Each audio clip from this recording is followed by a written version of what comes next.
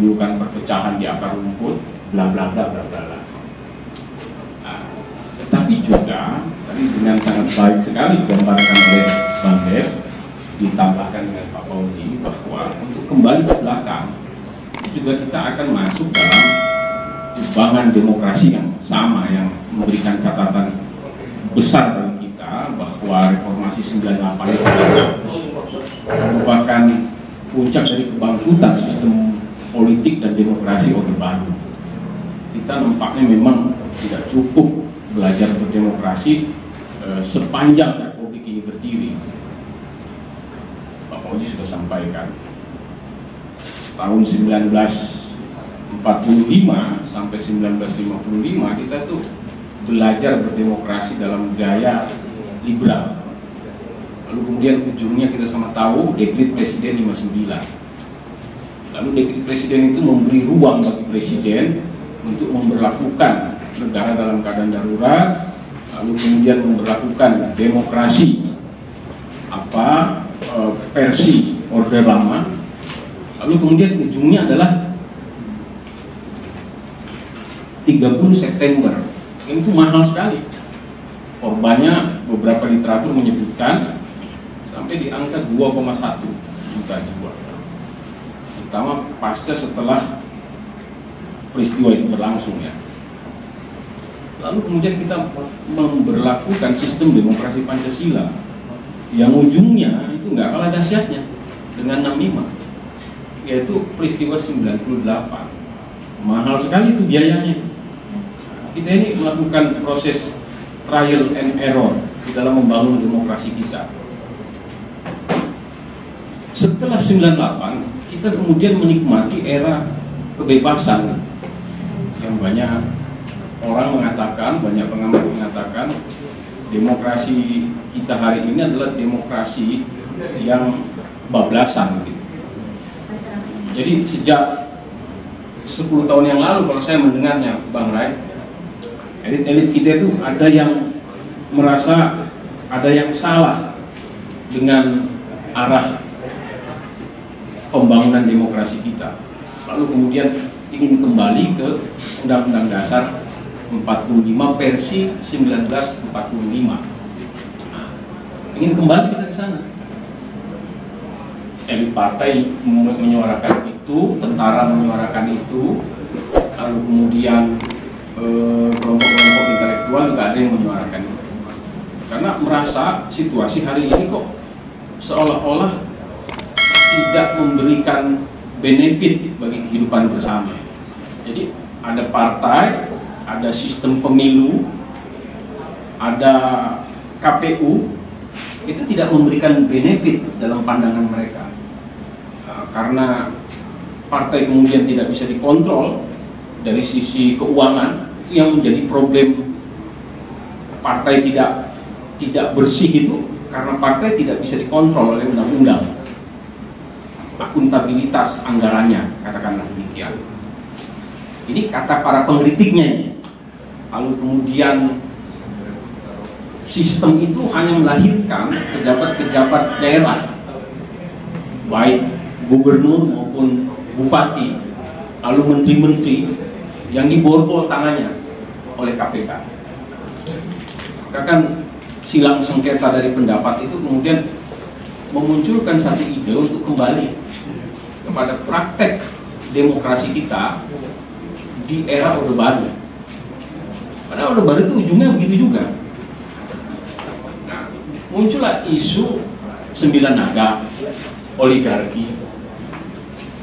Saya kira kalau kita mau membandingkan sistem mana yang lebih genuine dalam perspektif demokrasi, maka memang proporsional terbuka itu yang kita miliki hari ini adalah lebih genuine ya. Karena rakyat itu kemudian memiliki partisipasi langsung. Suara rakyat itu betul-betul bisa diperhitungkan di dalam praktek demokrasi semacam itu. Nah, tetapi kemudian kita terjebak dalam perilaku money politik yang luar biasa kan gitu. Nggak bisa kita menutup mata dan mengingkarinya. Kalau kita kembali ke dalam sistem proporsional tertutup, saya membayangkan itu Pak Fauzi ya. 275 juta penduduk Indonesia itu bisa dibeli loh, dalam tanda kutip bisa dibeli oleh kekuatan-kekuatan uang dalam politik. Kita tidak usah menutup mata untuk persoalan itu. Bayangkan untuk menjadi seorang anggota DPR seperti Pak Fauzi ini, kita harus berinvestasi angka di atas 18 miliar kira-kira. Dengan besaran jumlah luasnya dapil kita harus membayar saksi-saksi. Itu mahal. Tapi memang demokrasi kita itu menjadi mahal, nggak bisa kita hindari. Nah, lalu kalau kita kembali kepada proporsional tertutup, ngeri sekali. Anggota DPR itu berapa? Anggota MPR berapa Pak Fauzi? 600? DPR 575. Terlalu mudah dikontrol. 575 orang itu tentu lebih mudah mengontrolnya ketimbang 270 juta penduduk Indonesia. Walaupun yang milih tidak 270 juta, saya kira angkanya sekitar 200 jutaan nanti 2024 itu. Ini terlalu mudah dikontrol. Semakin eksklusif satu kepentingan itu semakin mudah dikontrol. Oleh siapa? Oleh mereka yang bisa mengontrol. Itu membahayakannya dari pendekatan-pendekatan proporsional tertutup itu. Bayangkan orang seperti Pak Harto bisa mengontrol 500 anggota MPR dengan cukup mengontrol partai. 3 partai. Dan itu berlangsung 32 tahun. Kalau kita mau kembali ke sistem itu, saya juga bingung juga. Kenapa kita kemudian memunculkan gagasan itu? Kita ini nggak sabaran sebagai bangsa. Mudah sekali patah. Ketidaksabaran kita sebagai bangsa itu disebabkan karena cara kita memanage, memainten, merawat demokrasi kita itu tidak serius. Ini kalau orang partai seperti Pak Fauzi dan Bang Dev, saya percaya anggota DPR bagus-bagus nanti. Kan ada diskusi begini kan bagus Pak, luar biasa sekali. Tetapi kita tidak sabaran. Padahal pembangunan demokrasi, konsolidasi demokrasi itu membutuhkan variabel lain selain aturan gitu. Kegagalan partai, katakanlah menyediakan resources SDM yang memadai, itu salah satu catatan itu Pak. Lalu kemudian apa? Kelas menengah kita yang tidak peduli dengan kehidupan berbangsa secara serius, itu menyebabkan demokrasi kita itu berlangsung mahal sekali. Padahal demokrasi itu, konsolidasi demokrasi itu mensyaratkan kelas menengah yang memadai. Saya kalau bicara kelas menengah itu lebih nelongso lagi datanya nanti. 275 juta penduduk Indonesia, itu kelas menengah terdidik kita hanya 8,5% yang mengenyam pendidikan tinggi. Itu setara dengan 26 juta penduduk Indonesia. Jadi yang mengenyam pendidikan tinggi itu Pak, yang pernah duduk di bangku kuliah S1, S2, S3. Selebihnya 65 juta atau setara dengan 25% hanya tamat SMA atau menengah atas. 60% dia hanya tamat SD dan tidak tamat SMP. Jadi data itu menggambarkan betapa sebenarnya secara kultural ada problem di dalam proses demokrasi kita. Maka para pengamat mengatakan demokrasi di Indonesia itu demokrasi yang cacat. Ada cacat demokrasi di sana. Piranti demokrasi kita miliki, ada partai, ada media ada kemudian parlemen, ada kemudian institusi. Ini fase penting. Kalau kita akan melangkah mundur, demokrasi kita tidak akan pernah matang. Kita selalu terombang-ambing dan merespon realitas yang nampak di permukaan. Tetapi realitas yang mengendap di dasar permukaan itu tidak pernah kita sentuh. Tidak pernah kita sentuh. Apa? Partai politik kita. Saya mohon maaf kepada teman-teman sekalian, partai politik kita itu berangkat dari situasi yang berbeda-beda pada hari ini. Ada yang berangkat dari akar sejarah yang kokoh, warisan Orde Baru, ada Golkar, ada PDI, itu yang kokoh. P3 itu sudah partai mediocre lah, katakan, karena dia tidak memiliki tradisi yang kokoh itu. Tetapi sebagian partai kita lahir di era reformasi itu kemudian gagal mencerminkan partai terbuka dan modern. Saya ingin mengatakan partai terbuka dan modern itu bukan kemudian tidak boleh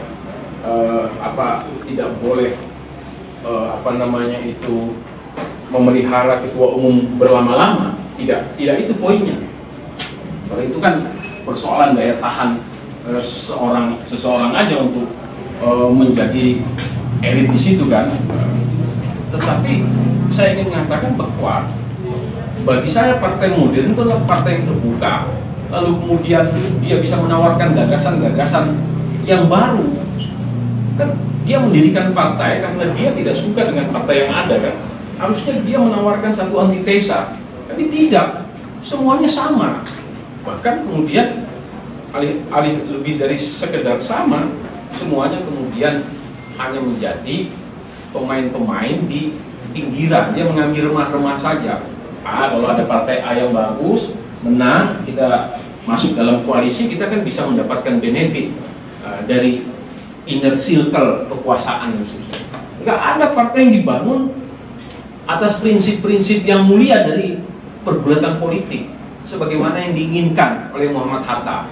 Jadi Muhammad Hatta pada 1945 bulan September menyerukan agar manusia Indonesia mendirikan partai sebanyak-banyaknya untuk berpartisipasi dalam pemilu yang akan dilaksanakan 3 bulan kemudian. Yang pemilu itu tidak pernah bisa dilaksanakan.